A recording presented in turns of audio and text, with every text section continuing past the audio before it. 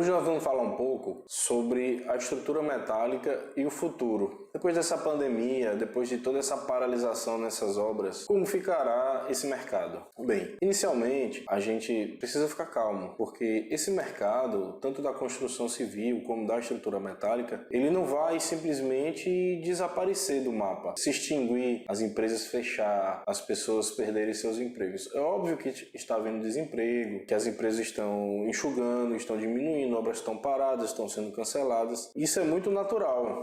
Afinal de contas, a gente está num momento crítico da saúde e que as pessoas não podem se aglomerar e não podem estar próximas umas das outras para, enfim, por todas as medidas que o Ministério da Saúde, todos os órgãos dessa área estão falando aí abertamente na imprensa. Mas esse é o momento que a gente, que é especialista, que é do mercado, que somos pessoas que levamos isso no nosso dia a dia, a gente precisa se acalmar, a gente precisa pensar um pouco nisso tudo. Ao invés de ficar nesse desespero, vamos nos preparar, vamos ler, vamos estudar, vamos aproveitar a internet, fazer um curso, aquele curso que você queria fazer, aquela reciclagem, não sei nem se existe mais isso, mas ler um livro, ver no YouTube o que é que está se passando, como é que funciona algumas coisas, porque você não pode parar, porque por mais que a crise esteja acontecendo, o relógio não para. Então, o mercado, além de não estar parado, o mercado precisa de gente qualificada, precisa de gente com soluções. E quando eu falo qualificado, não é você fazer um curso porque as escolas estão fechadas, não é você ter mais um diploma, é você realmente aprender alguma coisa, você realmente entender sobre um determinado assunto, se aperfeiçoar em alguma coisa, porque o mercado pede soluções, o mercado pede novas ideias, as empresas precisam se reinventar, diminuir o seu custo, a empresa precisa fabricar aquele produto,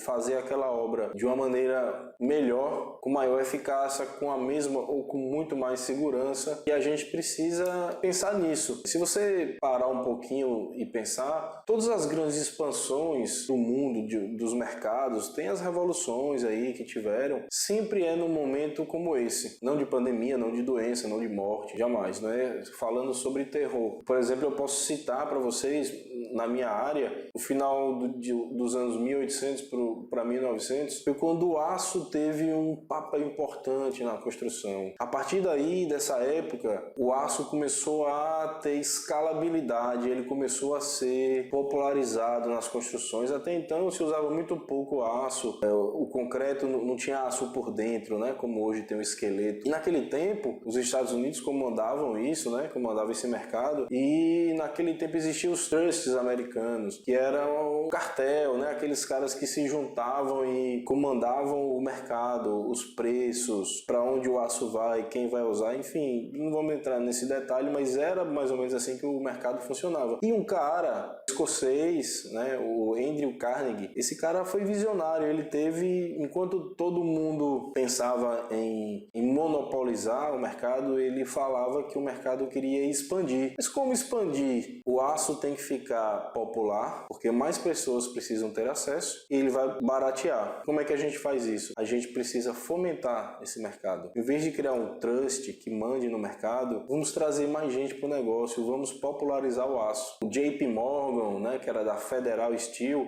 eles fabricavam argolas, tipo o tubo, o metalon, enfim, os acessórios, enquanto o Andrew Carnegie era dono de siderúrgicas, ou seja, ele transformava o minério em aço. Então ele era da cadeia produtiva da parte principal, e ele tinha muito poder. E ao invés de ele brigar com esses caras, ele convenceu os caras a ser sócio dele. É até uma história interessante, que aí a gente conta depois. Ele vendeu a empresa por muito mais do que o que ela valia e ficou bilionário. E fez uma coisa legal, que esse cara deixou muitas bibliotecas no mundo. Ele fez e doou para cidades gratuitamente. Mas aí você lê a história dele que você vai entender mais. Mas o que eu quero falar é que no momento crucial da história, esse cara teve uma visão. Não foi uma pandemia, mas era no momento que não tinha mais para onde vender aço, estava aquela mesmice, e ele deu um boom, que foi um boom gigantesco. E depois veio a Revolução Industrial, veio... Nessa época, por exemplo, falando de soldagem, né, em 1906, o primeiro eletrodo foi patenteado pelo, eu não sei falar o nome dele, mas o ESAB, né, o cara da ESAB. Então, veio a Revolução Industrial, onde primeiro se inseriu inseriram as máquinas, o próprio Ford, né, ele chamou a expansão, ele começou a produzir em escala, fabricar em escala. Isso mudou, barateou consideravelmente o custo do automóvel na época, popularizou ainda mais o aço. Então, em alguns momentos, esses caras viram a chave. E eu não estou dizendo aqui que você precisa ser o Ford, ser o Carnegie, nem eu, mas a gente pode pensar nisso, em como fazer parte desse mercado no futuro, no que vem pós-pandemia. O que vem por aí? A estrutura metálica, isso são dados da CBCA, por exemplo, ela ocupa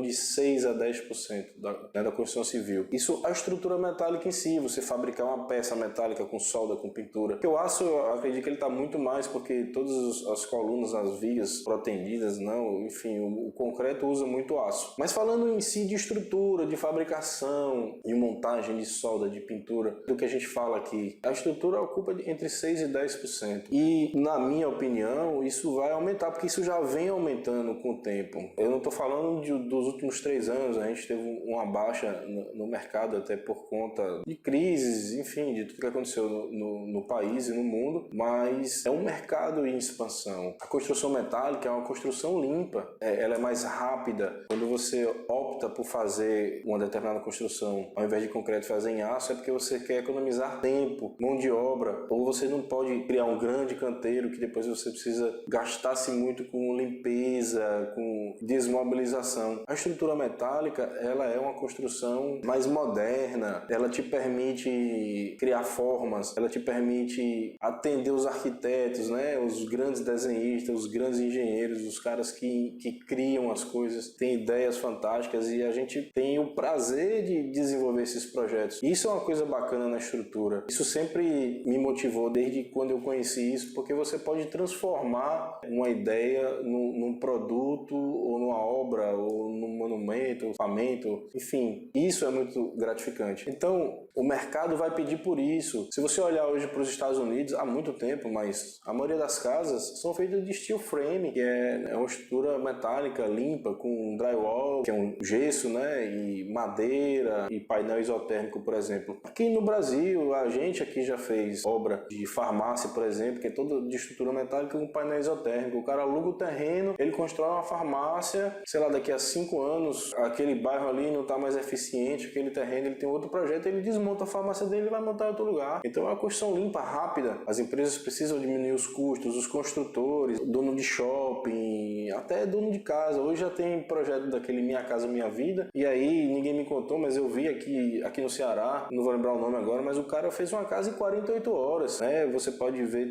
tem construtoras aí que fabricam os prédios pré-moldados, eles fazem uma forma de aço e ele coloca as formas e enche de concreto e você tem um prédio em dias, um bloco inteiro, né? Sem falar agora dos hospitais de campanha. Quando começou a crise do coronavírus, eu lembro que aqui na empresa, os estagiários, alguns colegas aqui de trabalho, cara, você viu aquele hospital da China? Os caras fizeram um hospital em 10 dias, coisa de louco, para 1000 leitos e tudo mais. E eu, beleza, pra mim não tem nada demais. Ah, como assim? Cara, isso é uma estrutura pré-moldada de aço, fabricada e monta e desmonta, é um quebra-cabeça natural. Acontece muito isso em eventos, acontece isso. Eu sou da Bahia, por exemplo, lá no Carnaval, você vê isso há muitos anos, os camarotes, enfim. São coisas que acontecem, mas que você nunca prestou atenção. Hoje, talvez com essa pandemia, as pessoas estão prestando mais atenção nos hospitais e tudo. Mas são estruturas relativamente fáceis de fazer. Pra gente aqui, que tem experiência e tudo, é muito fácil, mas para você que nunca viu, é muito simples. Tem um projeto, cara, você compra o seu guarda-roupa na loja, vem um manual para você montar o guarda-roupa. Tem gente que não consegue, mas tem gente que monta. Comprou uma mesa e tal, você monta, tem um passo a passo ali e hoje as coisas são assim. Inclusive a gente aqui trabalha, a gente faz o projeto, a gente faz o passo a passo, a gente faz o plano de montagem para que um cara experiente que saiba ler projeto monte, mas também, se a estrutura for simples, uma pessoa que nunca fez pode simplesmente chegar lá e montar e fazer acontecer. Coloca no YouTube que você vai ver o tanto de gente dando aula aí de como fazer as coisas. E é assim, hoje está muito mais tranquilo, está muito mais fácil e o mercado cada vez mais vai pedir isso. Estruturas mais enxutas, estruturas, eu não posso dizer barato, gente, porque hoje ainda é mais caro fazer com aço do que com concreto. Mais caro no sentido de quanto você vai pagar, porque efetivamente é mais barato, porque a relação é custo-benefício. A gente aqui não tem costume. No Brasil a gente aprende a pagar a conta do fim do mês. E não é bem assim. Você vai fazer um prédio e esse prédio você quer que ele dure X anos com tantas intervenções de manutenção, por exemplo. E isso tem correlação, porque se você diminui a manutenção, você diminui o prazo de vida. Se você troca um material aqui, você vai diminuindo. Então você tem que fazer essa análise. Mas a relação custo-benefício tem que ser muito bem avaliada. E no final das contas, a estrutura de aço atende melhor. Não que ela seja melhor do que o concreto, não é isso. Em relação à sua aplicação. Então você precisa avaliar a aplicação dessa estrutura e geralmente a de aço, quando você pensa em mobilidade, quando você pensa em obra limpa, quando você pensa em curvas arquitetônicas, quando você pensa em soluções de balanço, né, aquele vão sem colunas, quando você pensa em algumas soluções, você tem na estrutura metálica algumas vantagens. Eu, como defensor, eu acho que ela é melhor em tudo. Porém, não precisa ser em tudo, mas ela é muito boa no sentido de trazer soluções para uma construção limpa, moderna, rápida, utilizando cada vez menos mão de obra. E por falar mão de obra,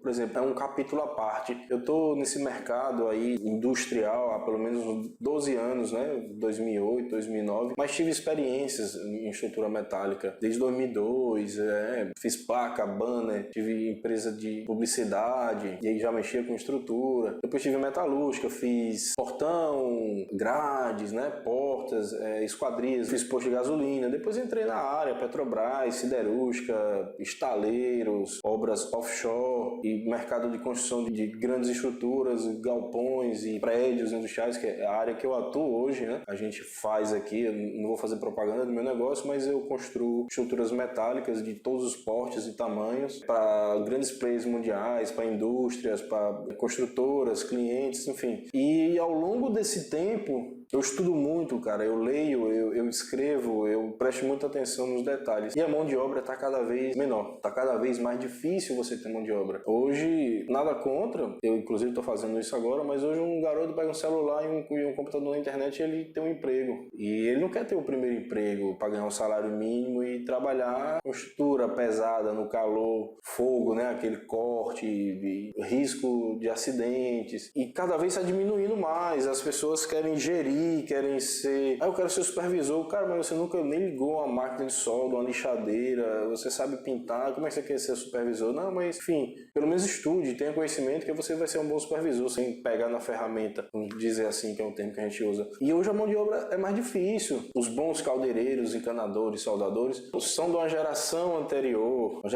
à minha, por exemplo, e os caras estão envelhecendo e os filhos não querem mais seguir e você tem cada vez mais dificuldade. Em contrapartida, a tecnologia ajuda muito, porque hoje você tem máquinas, você tem equipamentos, você tem softwares, você tem técnicas, métodos de você depender cada vez menos dessas pessoas. Mas não tem jeito, o profissional é tudo na obra. É muito bom quando você tem uma boa equipe, porque por mais que você tenha tecnologia, a sua equipe faz a diferença. Então, eu vejo que no futuro a gente precisa trazer essa galera, trazer esses caras e a gente precisa acompanhar. Não faz mais sentido você fazer um projeto à mão, não faz mais sentido. Hoje você tem softwares, não você tá, sei lá, vamos falar aqui do CAD, SolidWorks, Inventor, enfim, todos esses softwares que você usa e você calcula a estrutura metálica com software. O jovem se interessa por isso, por que não trazer esse jovem? Mas isso também é outro capítulo, gente. Então, esse mercado, ele precisa de gente. E se você não consegue trazer mais gente, porque são outras questões, eu até falei que serão outros vídeos, mas a gente precisa lidar com a atualidade. Quando você fala de estrutura metálica, você construir usando a estrutura metálica, você está falando de menos gente, você está falando de menos processos manuais. Um exemplo simples, você vai fazer um prédio, uma cobertura de um prédio. Se você for colocar uma viga de concreto, existem várias maneiras. Uma delas, por exemplo, muito rápida, você pode comprar a viga pronta, né? Tem empresas que